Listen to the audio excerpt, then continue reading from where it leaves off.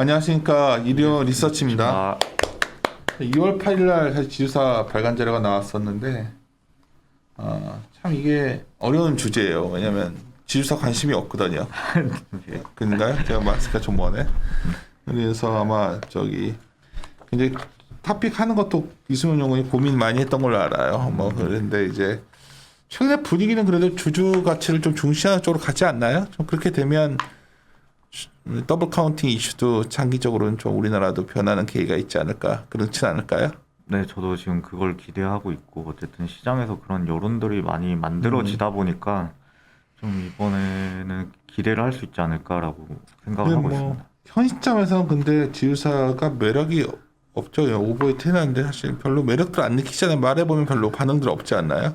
재평가가 필요하다라고 재평가 말씀 필요하다. 항상 드리지만, 네, 할인율은 계속해서 높아지고 항상. 뭐 옛날에는 뭐 이 정도 할인율이면 된다 그 레벨이 무너진 지가 꽤 됐어요. 지금 네, 목소리를 좀 크게 하시지. 네. 그래요. 그리고 우리가 얼마 전에 KT 바이콜 했었는데 KT 같은 경우에 그 분할 그것도 했는데 괜찮아요? 그거 진짜? 네, 그거는 그날 바로 제가 리포트로 발간해서 말씀드렸듯이, 어쨌든 불거졌던 이슈와는 좀 결이 다른 분할이라고 봐주시면 될 것 같고요.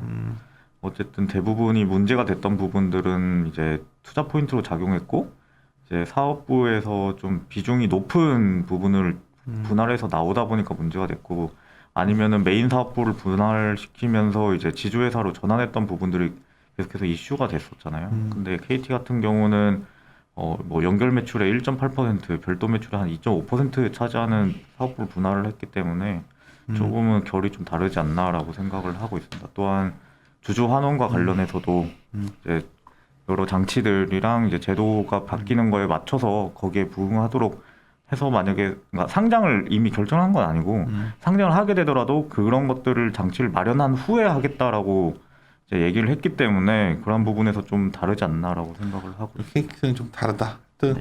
KT에게 먼저 물어본 거는 그래도 KT 바이콜 했더니 사람들이 반응이 좀 싸늘하더라고 처음에.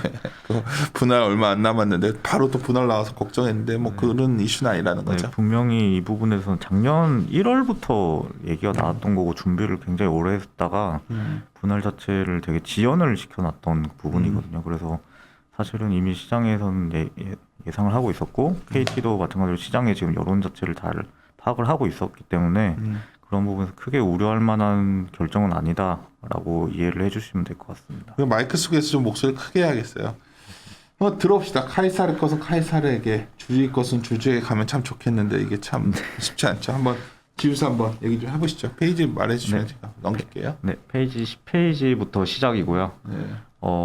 이 제목 자체는 제가 성서의 한 구절에서 가져왔습니다. 그게 율법학자들이랑 바리사이파 사람들이 예수를 좀 음해하려는 목적으로 이제 로마 황제인 카이사르한테 세금을 바쳐야 되냐라고 물었을 때 예수가 그 세금으로 바치는 동전에 어떤 사람의 이름과 그림이 초상화가 그려져 있냐라고 했을 때 카이사르의 것이 그려져 있습니다라고 했더니 그럼 카이사르 것은 카이사르한테 돌리고 하느님 것은 하느님한테 돌려라라고 이렇게 말을 한 사례가 있어서 그게 결국은 이제 카이사르의 것은 카이사르한테 돌리고 주주 같은 경우는 이제 주식회사에는 주주 명부가 있죠.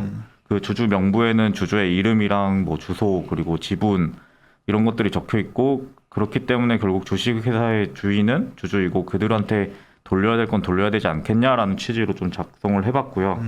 여기서 담은 고민은 이제 최근 불거진 결국은 물적 분할과 동시상장 이러한 이슈들을 어떻게 풀어낼까를 좀 고민을 했습니다. 그래서 페이지 11페이지 넘어가시면은 이제 지주회사 같은 경우가 2020년에 코로나 터지고 나서 국내 증시가 방등하고 이제 강세장으로 가는 과정에서 아무래도 자회사들의 주가 상승을 전혀 반영을 하지 못하면서 좀 많이 소외된 모습을 보였고요. 아주 많이 소외됐죠. 네, 그러다 보니까 이제 자회사 주가 상승을 전혀 반영하지 못했고 그게 NAV 할인율 확대로 고스란히 좀 이어졌었습니다. 그래서 페이지 13페이지의 그림을 보시면서 13이요? 설명을 드리면 될 것 같습니다. 네. 그래서 보시면은 그 소외된 이후에 작년 하반기부터 좀 국내 증시 자체가 좀 조정을 받고 좀 하락했던 국면이 나타났었는데 그렇게 되면서 결국 자회사들의 주가 자체도 많이 빠졌거든요. 그렇게 되면 사실 지주회사의 베타 자체가 상대적으로 낮다라는 점을 감안을 한다면은 NAV 할인율도 떨어져야 되는 게 사실이었는데 하반기로 갈수록 계속해서 더 NAV 할인율은 확대가 됐습니다. 이거에 뜻하는 바는 결국은 지주회사 자체가 투자자들의 뭐 무관심 자체가 아니라 거의 소외를 받고 있는 거 아니냐, 외면을 받고 있는 게 아니냐라고 생각을 하고 있고, 그 부분에서 뭐 NAV 할인율의 이유는 여러 가지가 있겠지만 작년을 생각을 한다면은 동시상장이랑 물적 분할과 관련했을 때 지주회사 자체가 여기서도 충분히 뭐 자유롭지 않은 부분 아니냐라고 좀 생각을 하고 있습니다. 그래서 그러면은 우리나라 같은 경우는 이런 동시상장 물적 분할이 흔한 이유 자체가 뭐냐가 이제 좀 궁금해졌고요.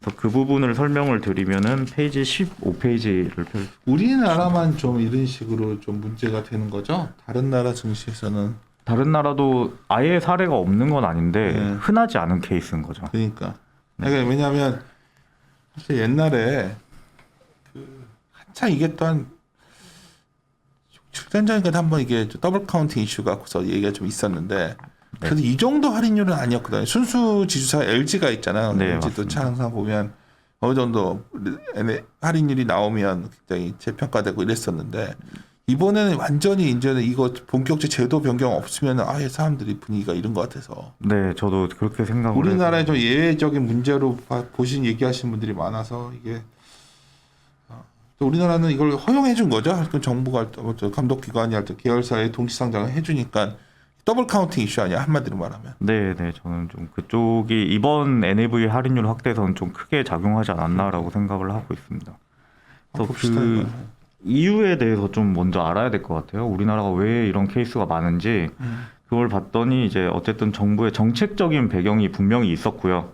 그림 9번에서 보시듯이 우리나라의 IPO 기업 수가 집중됐던 시기가 두 번을 볼 수가 있습니다. 그게 첫 번째가 70년대고요. 두 번째가 80년대 후반인데 70년대 초반부터 보시면 이때 72년도에 정부가 이제 기업이 커가는 과정에서 과도한 차입이 좀 나타났었거든요. 그래서 이러한 것들을 막고 좀 재무 구조를 개선시키면서 자본 조달을 하기 위해서 기업 공개 촉진법이라는 걸 시행을 했습니다. 사실상 IPO를 좀 권장을 하게 되는 거죠. 그리고 75년에는 88 기업 공개 보완 시책 정책을 좀 시행을 하면서 대기업 계열사들의 상장을 조금은 장려를 했습니다. 그래서 1973년부터 79년까지 7년 동안 이제 우리나라의 상장 기업 수가 66개에서 355개로 좀 급증을 했고요. 이 과정에서 봤을 때 15페이지 표 1번을 보시면은 우리나라의 주요 대기업 그룹 계열사들의 상장 시기가 이 시기에 좀 이루어졌다. 그래서 결국은 이 과정에서 대기업 그룹 내에서 모자 회사의 동시 상장이라던가 이제 계열사 동시 상장이 이루어졌었고 그 과정에서 또 보시면은 1970년대가 우리나라 중화학공업 육성을 한창 했던 시기입니다. 그래서 대기업들이 이런 관련 계열사들을 설립하는 과정에서 이제 지배주주 입장에서 지분 희석이라던가 이런 우려가 있고 자본 조달도 충분히 필요했기 때문에 이러한 과정에서 순환 출자나 교찰 출자도 일어났고요. 근데 그러다 보니까 1997년에 이제 우리나라에 굉장히 큰 사건이 하나가 터지죠. IMF가 터지면서 이때 이제 지주회사 제도를 도입을 하고 물적 분할을 구조조정을 위해서 물적 분할 제도를 좀 허용을 하게 됐습니다. 구조조정하려고 했던 거죠. 네, 그러다 보니까 순서를 보면은 이미 상장되어 있는 상태에서 지주회사 체제로 전환을 하다 보니까 지주회사 체제임에도 이제 동시 상장의 구조 자체가 좀 고착화되지 않았나라고 생각을 하고 있고요. 해외 같은 경우는 이제 대표적인 게 뭐 알파벳 사례는 워낙 많이 들으셨을 테니까 그거는 뭐 넘어가고 지금은 상장이 폐지가 됐지만 라인 같은 경우가 되게 좀 사례가 있었습니다. 이게 네이버 모회사인 네이버가 이제 상장이 돼 있고 그 밑에 있는 자회사인 라인이 2016년도에 도쿄랑 뉴욕에 상장을 준비를 했었거든요.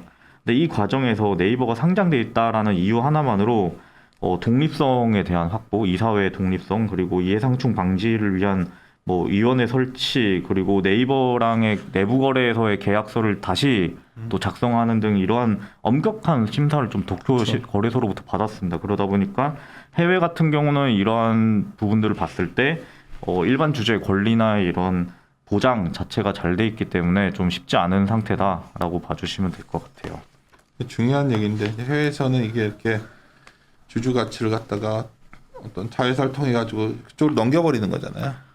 네. 앉아서 뭐 당하는 건데 그런 그래서- 거에 대해서 좀 이렇게 간섭이 적다 보니까 우리는 이게 좀 고착화된 것 같아요. 네, 해외에서는 그러다 보니까 이제 쉽게 생각을 못 하는 거죠. 거의 매각을 하는 과정에서만 물적 분할을 이루어지고 그래서 어떻게 보면은 그러다 보니까 이제 20년 코로나 이후에 우리나라의 증시를 이끌었던 대표적인 업종 중에 하나가 2차 전지였고요.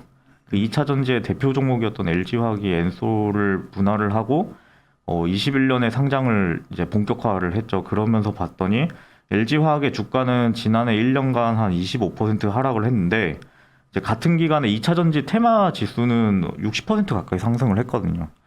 이 부분에서 봤을 때 이건 2차 전지의 문제가 아니라 LG화학의 좀 문제지 않을까라고 생각을 하고 있고 거기서 이제 LG화학이 달랐던 점에 방금 말씀드린 물적 분할과 상장이 가시화됐던 좀 복용화됐던 시기에서 좀 거꾸로 가지 않았나라고 생각을 하고 있습니다. 그래서 CJENM도 물적 분할 관련해서 이제 추진하는 공시를 했다가 지금은 이제 최근에 이제 잠정 중단을 하긴 했지만 그 공시와 동시에 이제 최근까지 거의 30%까지 주가가 하락을 했었거든요. 그러다 보니까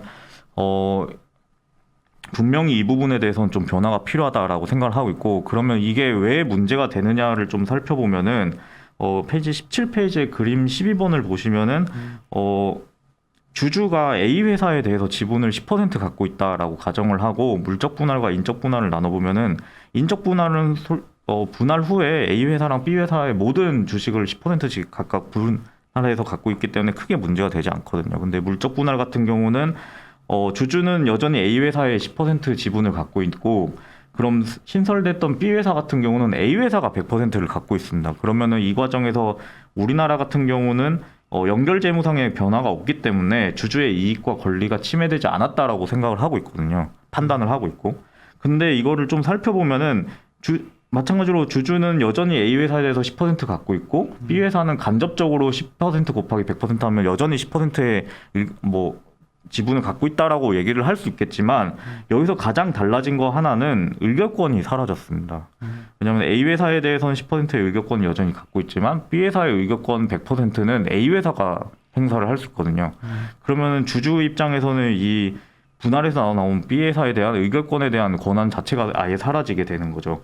이게 사실 주식회사의 본질과 근간이라는 점에서 봤을 때 이건 분명히 주주의 이익과 권리를 침해한 게 아닌가 그러니까 훼손한 게 아닌가라고 좀 생각을 하고 있습니다. 하지만 이럼에도 불구하고 물적 분할을 계속해서 선택하는 이유는 결국은 자금 조달이랑 이제 지배 구조의 문제이지 않을까라고 생각을 하고 있습니다. 그래서 자금 조달은 필요한 상태에서 이제 지배 구조상의 지분율 희석이 없이 할 수 있는 가장 최선의 선택이기 때문에 기업 입장에서는 이러한 선택을 계속해서 할 수밖에 없지 않았나라고 좀 생각을 하고 있고요. 그냥 뭐 기업 입장에서는 뭐 이걸 안 넣으려고 할 것 같아요. 계속 시도를 할 것 같아요. 법 개정 있기 전까지. 맞죠? 네, 저는 어쨌든 하도 여론이 안 좋으니까 지금 주춤하지만 제가 보기에는 뭐 이거만큼 확실한 방법이 없잖아요. 네. 그래서 페이지 18페이지 같은 경우는 그래서 우리나라의 이제 코리아 디스카운트와도 그러니까. 좀 연관이 되는 얘기 같습니다. 그래서 왜 코리안 디스카운트가 생길까를 생각을 해보면은 사실상 일반 주주가 가진 의결권의 가치를 부여하기가 힘든 상황이라고 좀 판단을 하고 있고요. 이게 이제 물적 분할 같은 경우는 특별결의 대상이기 때문에 주주총회에서 이제 발행 주식 총수의 3분의 1 이상 그리고 출석 주주의 3분의 2 이상이 동의를 해야지 이제 물적 분할이 진행이 가능합니다. 근데 표 2번에서 보시듯이 이게 2020년에 이제 자연인 지배주주가 존재하는 168개의 상장사를 가지고 평균값을 낸 주주총회 통계 결과고요. 이 가운데 아래쪽 보시면은 내부 지분율이 거의 43%입니다. 그리고 주주총회 참석률이 한 78% 정도 되고요. 그리고 LG화학 같은 경우는 배터리 사업부 물적 분할 임시주총회 참석률이 한 77.5%, 최근에 있었던 포스코의 물적 분할 주총 참석률은 75% 정도 있거든요. 그러면은 이거를 전체적으로 감안했을 때 물적 분할을 하는데 지분율이 33%에서 한 52%를 갖고 있으면은 사실상은 그냥 물 흐르듯이 물적 분할을 통과시킬 수 있는 지분율이 됩니다. 근데 밑에 그림 13번을 보시게 되면은 우리나라 아까 말씀드린 168개의 상장사 통계 대상인 상장사에 100개 이상이 약 100개 정도가 지분율이 40% 이상이거든요. 내부 지분율이. 그러면은 아까 말씀드린 33에서 52%면은 사실상 지배주주의 결정만으로도 이러한 물적 분할이 이루어질 수 있다. 그러면은 일반 주주가 가진 의결권에 대해서는 가치를 부여하지 힘들지 않겠냐라고 생각을 하고 있습니다. 그래서 이러한 부분에서 좀 문제가 있다라고 생각을 하고 있고요.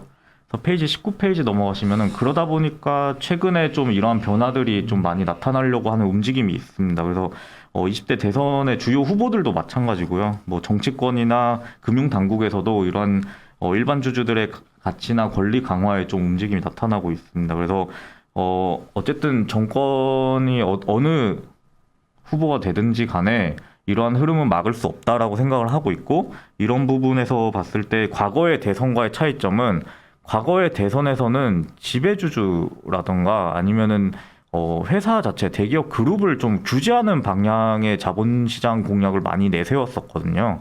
근데 이번 20대 대선에서 후보들의 공약을 보면은 대부분이 이제 물적 분할과 관련해서 뭐 물적 분할 후에 상장을 금지시킨다던가 아니면은 상장을 하게 되면은 모회사 주주한테 우선 배정을 한다던가 이런 식으로 좀 주주의 가치, 주주의 권리를 좀 올리는 이러한 방향으로 좀 방점을 찍고 공약을 내세우고 있지 않느냐라고 생각을 하고 있습니다. 마찬가지로 뭐 한국거래소라든가 금융위원회에서도 이러한 관련한 제도 개선에 대해서 좀 준비를 하겠다, 마련을 하겠다라고 표현을 하고 다들 이 있고요. 말하는데 근데 막상 선거 끝나고 나면 되게 또 지지부진해지는 거 아니에요? 선거 전까지 공약을 막 강하게 얘기하지만. 근데 과거에 이제 공약들을 제가 정리를 해놓은 게 페이지 20페이지에 있는데 여기서 대부분이 지켜져서 만들어졌거든요. 왜냐하면은 최근에 이제 공정거래법 전면 개정안이 시행이 되면서 완화했던 이제 지주회사의 자회사 지분율 요건 자체가 다시 올라온 것도 마찬가지고, 뭐 신규 순환 출자 금지라든가 이런 규제들이 항상 지켜져 왔기 때문에 어떠한 방향으로 정확히 이렇게 된다라고는 말씀을 못 드리겠지만 이런 시장의 흐름이나 전반적인 제도 개선 자체는 이루어지지 않을까라고 좀 생각을 하고 있고, 그게 결국은 트리거는 대선 이후에 좀 구체적인 움직임이 나타나지 않을까라고 생각을 하고 있습니다. 또 하나는 이제 여당에서도 이러한 관련해서 뭐 대주주의 의결권 3%로 제한하는, 그러니까 분할이나 합병 과정에서 이러한 상법 개정안을 발의를 했고, 이게 통과가 되느냐 안 되느냐가 중요한 게 아니라 이러한 움직임이 실제로 나타나고 있다라는 게 굉장히 긍정적으로 봐야 될 것 같아요. 그래서 어쨌든 정권이 바뀌고 나서 차기 정권에서는 좀 이러한 움직임이 계속해서 일어나고 제도 개선이 일어나는데 좀 초점을 맞춰야 되지 않겠냐라고 생각을 하고 있습니다. 페이지 21페이지는 이와 관련해서 그러면 어떻게 지킬 것인가, 이제 주주의 권리를 강화할 것인가에 대해서 좀 생각을 해봤고요. 저 같은 경우는 크게 두 가지를 좀 도입을 하는 게 좋지 않겠냐라고 생각을 하고 있습니다. 그게 상법 개정을 통해서 주식 매수 청구권의 범위를 확대를 하고, 또 한 가지는 의무 공개 매수 제도를 도입하는 게 좀 합당하지 않겠냐라고 생각을 하고 있습니다. 지금 이런 물적 분할이랑 동시 상장과 관련해서 나오는 좀 대책들이 물적 분할 후에 상장을 금지시키거나 아니면 물적 분할을 반대하는 주주들에게 주식 매수 청구권을 행사하도록 하거나, 아니면 물적 분할 후에 상장할 때 모회사 주주한테 자회사의 신주 인수권을 좀 부여하는, 이렇게 세 가지가 크게 좀 대책으로 나타나고 있는데, 물적 분할이라는 제도 자체는 사실 M&A나 이제 기업 구조 조정 차원에서는 분명히 필요한 제도이고요. 그러다 보니까 해외 어느 국가에서도 이런 거를 이제 동시상장, 물적 분할 자체를 법적으로 금지하지 않고 있습니다. 이 이유는 뭐냐면은 집단 소송이나 주식 매수 청구권의 범위를 좀 인정 범위가 넓다 보니까 일반 주주의 권리의 보호가 잘 돼 있고, 사실 집단 소송이란 게 사실 무서운 거거든요. 이게 우리나라 같은 경우도 이제 제도가 도입된 지 15년이 넘었는데 이 15년 동안 제의 건수가 10건에 불과합니다. 근데 미국 같은 경우 매년 100여 건이 발생을 하고 있거든요. 이게 좀 심화가 되면은 사실 회사의 존폐 위기까지 갈 수 있는 심각한 상황이기 때문에 해외 같은 경우는 이러한 방식으로 인해서 이제 기업 입장에서는 구조조정이라든가 M&A를 제외하면은 물적 분할과 동시 상장이라는 거를 쉽게 결심을 할 수 없는 이런 상황이다라고 생각을 하고 있습니다. 그래서 물적 분할 후에 상장을 금지시키는 거는 저는 좀 말이 안 된다라고 생각을 하고 있고요.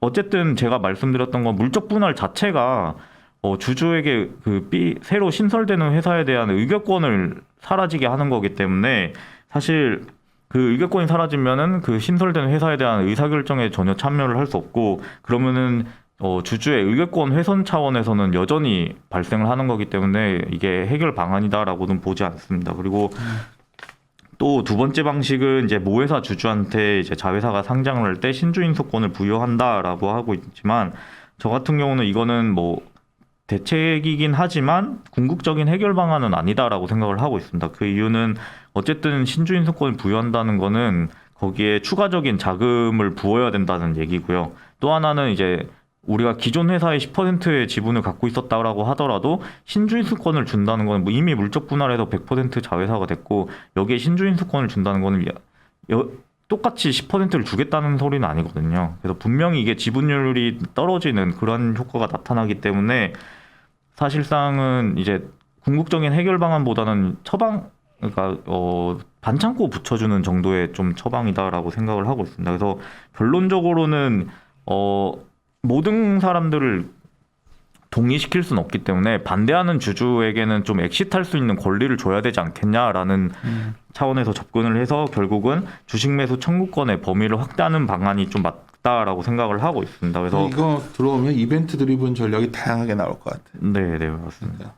매수청구 이용해가지고.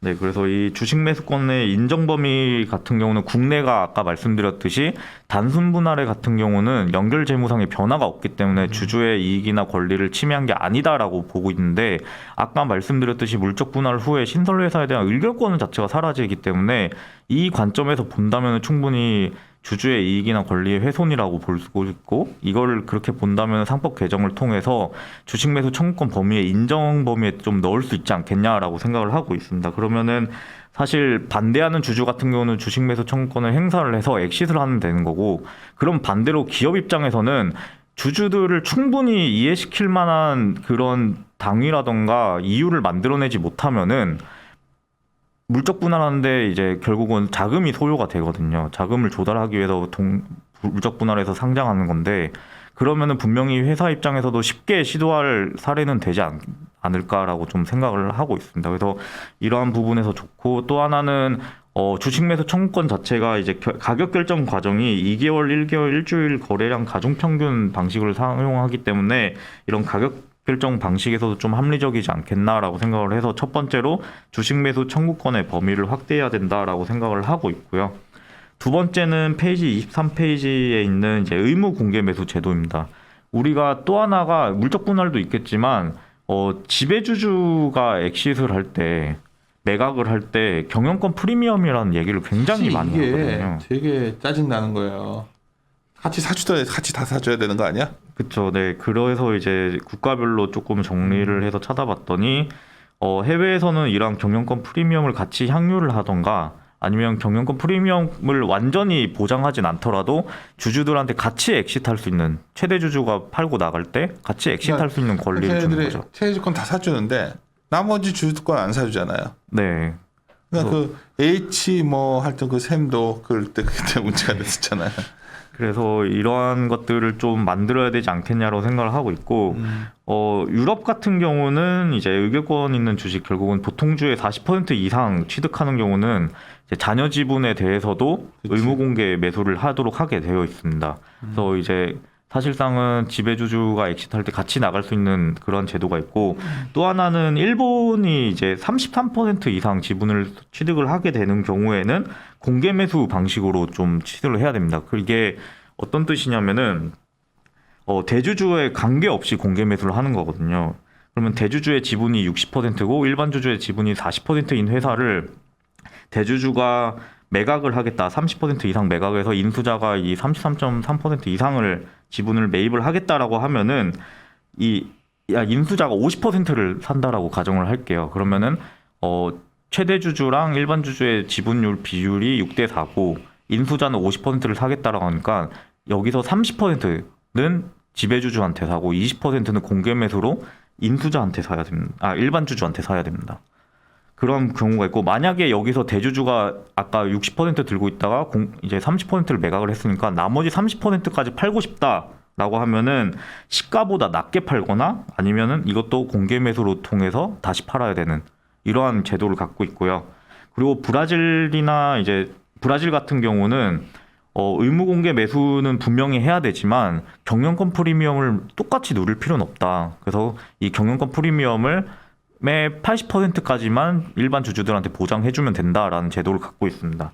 이게 제가 뭐 해외 사례도 있겠지만 국내도 과거에 도입을 했다가 1년 만에 사라졌던 제도거든요. 이게 뭐였냐면은 97년에 이제 증권거래법을 통해서 이 의무공개 매수 제도를 도입을 했었습니다. 그때는 지분 25% 이상 사고자 한다면은 지분의 50% 플러스 한 주를 사야 되는 이러한 제도가 있었고요. 하지만 바로 1년 뒤에 이제 IMF가 터지면서 바로 1년 만에 이제 그때 M&A 구조조정해야 되니까 M&A를 해야 되는데 이게 가로막고 있으니까 네. 풀어버린 거죠. 그걸 위해서 결국은 바로 폐지를 했던 그러한 지주사도 사례가 그때 생긴 있다라고 거고. 생각을 하고 있습니다. 그래서 어쨌든 제가 제시한 두 가지 같은 경우는 어쨌든 주식 매수 청구권 범위 자체를 넓히면은 이거 분명히 도입이 가능한 상태이고 의무 공개 매수 제도도 이제 있었다가 사라진 제도이기 때문에 사실상 우리나라의 이러한 관련 법들이 97년 IMF 이후에 바뀐 이후에 이제 그 개선이 되지 않았거든요.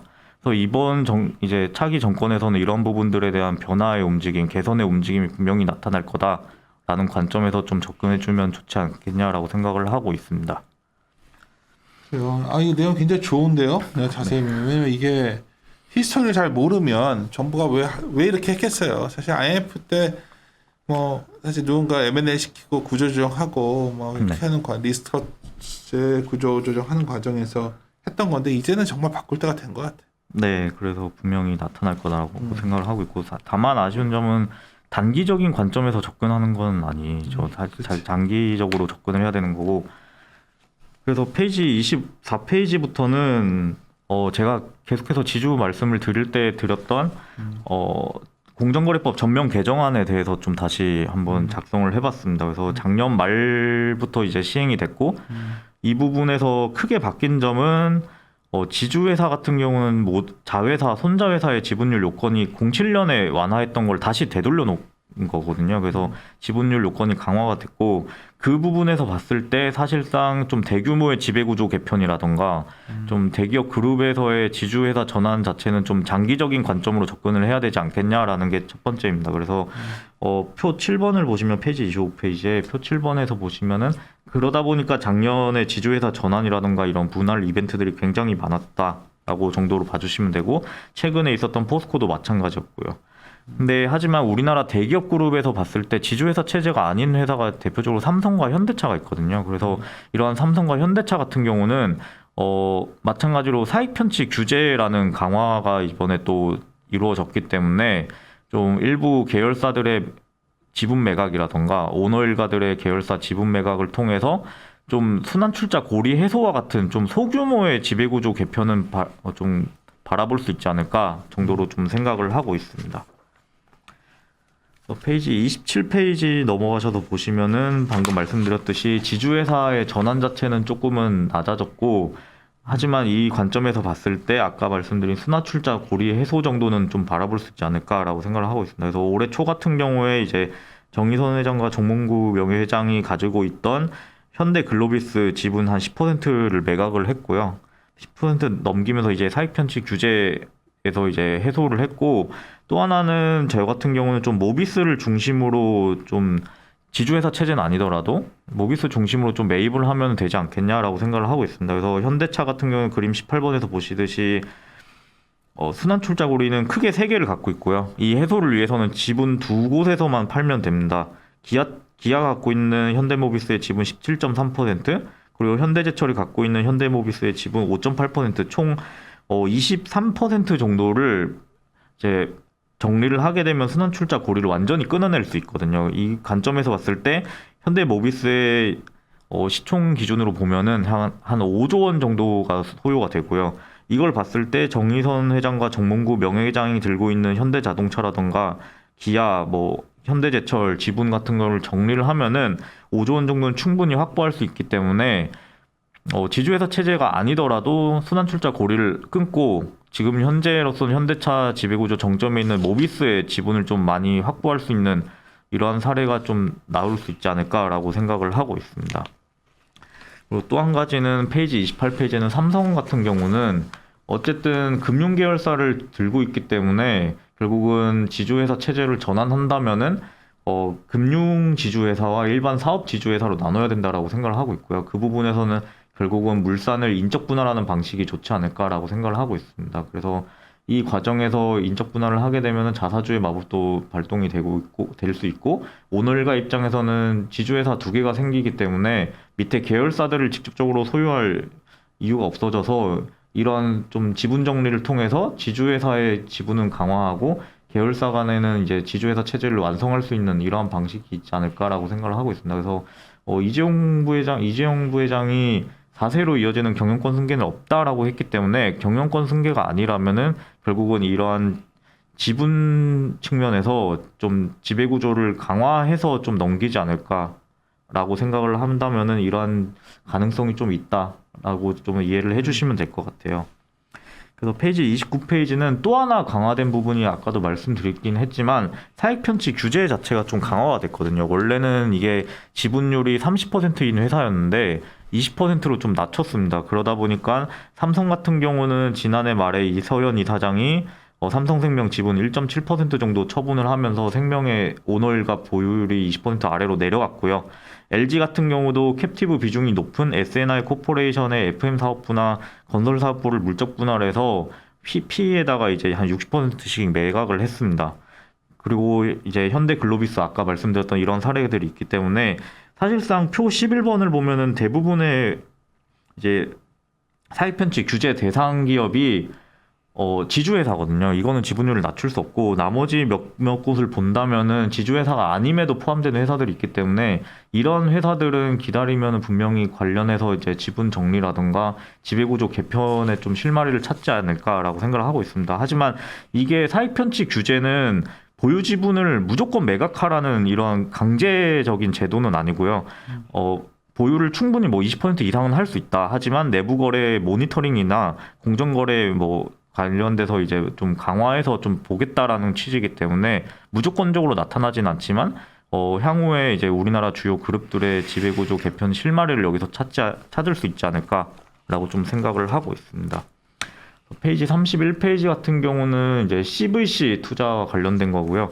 이번 공정거래법 전면 개정안에서 대부분이 사실 규제 강화와 연관됐던 내용들인데 이번 같은 경우에 유일하게 좀 완화된 부분이 CVC를 허용을 해줬습니다. 사실 일반 우리나라는 금산분리에 의해서 지주회사 체제에서는 절대 금융회사를 보유할 수 없었거든요. 근데 이 부분을 일부 허용을 해줘서 지주회사가 이걸 가질 수 있게 해줬고 현재 페이지 32페이지에서 보시듯이 국내를 제외한 해외에서는 CVC에 대한 시장 규모 자체로 굉장히 커지고 투자 규모라든가 투자 건수 자체가 우리나라는 미미할 정도로 좀 차이가 많이 나고 있습니다. 그래서 이번 이러한 규제 허용, 규제 완화를 통해서 지주회사가 CVC를 가질 수 있게 됐고 이거는 결국은 향후에 좀 미래의 성장이나 미래의 이 그룹의 포트폴리오 자체를 좀 가늠할 수 있는 좀 바로미터 역할을 하지 않을까라는 측면에서 하나 긍정적이고요.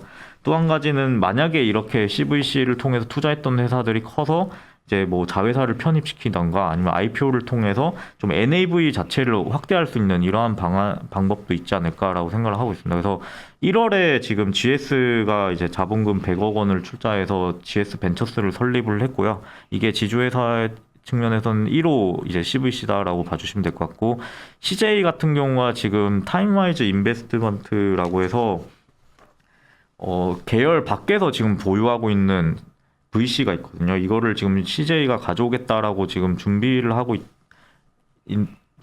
있기 때문에 이러한 방향에서 봤을 때 나머지 지주회사도 좀 이러한 설립들이 나타나지 않을까라고 생각을 하고 있습니다. 그래서 결론적으로는 아까 말씀드린 주주의 권리나 가치를 좀 찾는다. 결국은 일반 주주에게 좀 커뮤니케이션이라던가 아니면은 주주의 환원 이런 부분들에서 좀 좋은 종목, 잘하는 종목을 좀 찾아야 된다라고 생각을 하고 있고 거기서 꼽았을 때 저는 이제 이번 자료에는 SK랑 삼성물산을 좀 담아봤습니다. 그래서 SK 같은 경우는 뭐 나머지 투자 포인트는 계속해서 이어지는 거고 이번 자료와 관련된 내용은 투자형 지주회사라는 걸 내세우면서 투자 포트폴리오나 이런 부분들에서 굉장히 적극적으로 대응을 하고 있고요. 마찬가지로 레거시 사업들을 정리를 일부 하면서 4개의 사업군을 중심으로 좀 재편을 하고 있습니다. 또 이 과정에서 봤을 때 보통은 이런 것들이 매출이나 이익과 같은 재무적인 목표를 제시를 하는데 SK 같은 경우는 시가총액의 목표를 좀 제시를 하고 있거든요. 이런 부분에서 분명히 주주나 주가 측면에서 회사가 계속해서 관심을 갖고 있고 이런 부분에 커뮤니케이션을 활발하게 있다는 점이 긍정적인 부분 중에 하나고, 또 하나는 투자 전문 지주회사라는 걸 표방을 하고 있기 때문에 엑시트를 하거나 뭔가 투자 이익이 들어오는 경우에는 그걸 모두 이제 배당금으로 지급을 하면서 주주와 이런 투자 이익을 향유를 하고 있기 때문에 이런 부분에서 좀 긍정적으로 바라볼 수 있는 회사이지 않느냐라고 좀 생각을 하고 있습니다. 그리고 한편 이제 삼성물산 같은 경우는 주주 환원 측면에서는 상속세를 계속해서 내야 되기 때문에 좀 주주 환원과 관련된, 결국은 배당과 관련된 정책을 좀 계속 강화해가는 모습을 보이지 않을까라는 측면에서 좀 추천을 드리고 있습니다. 종목 얘기할 땐 갑자기 목소리가 아주 강하게 얘기 안 해서 이 자리의 성격은 결국 대선 이후에 어떤 우리가 변할 수 있는 긍정적 변화가 지주사에 있을 수 있다, 이 부분 아닌가요? 네, 맞습니다. 근데 이게 모르겠습니다. 하여튼 최근에 이제 주주 가치라던가 뭐 여러 가지 그런 운동에 동참하신 분들이 늘어나는데, 그런 관건은 결국 일반 의견 가치가 거의 제로에 가까운 이 현실을 어떤 제도적 보완으로서 해가냐. 여기서 제시한 거는 결국 여러 가지지만 난 눈에 딱 띄는 게 의무 공개 배수 제도를 도입하는 거죠. 이게 옛날에 도입했다가 그냥 IMF 때문에 폐지됐었는데 이게 돼야 뭐 무서워하지 않을까요? 네, 그런 부분들이 분명히 이런 게 나오면 상당히 이제 이런 몸의 이벤트 드리븐 전략들이 많이 쓸 수가 있고 좀 흥미로운 시장이 열릴 것 같은데, 대선 이후에 이 변화가 진짜 가시화되는지 좀 지켜봅시다. 그리고 어쨌든 제도 변화가 없었지만 아까 처음에 말씀드렸던 KT 같은 경우도 이런 제도 변환이 없었지만 이제 주주 환원이나 이런 주주의 가치를 훼손시키지 않는 방향으로 이제 선택을 하는 모습들이 나오는 거 보면은 좀 분명히 이쪽으로 흐름은 분명히 좋아질 거라고 생각을 하고 있습니다. 마찬가지로 포스코도 마찬가지였잖아요. 그런 부분들을 봐주시면은 어쨌든 단기적으로 이게 확 바뀔 수는 없겠지만 장기적인 측면에서 인식 자체가 좀 바뀔 수 있지 않을까라고 생각을 하고 있습니다. 그래요. 네, 마무리 짓도록 하죠. 네, 함께 고민하시죠.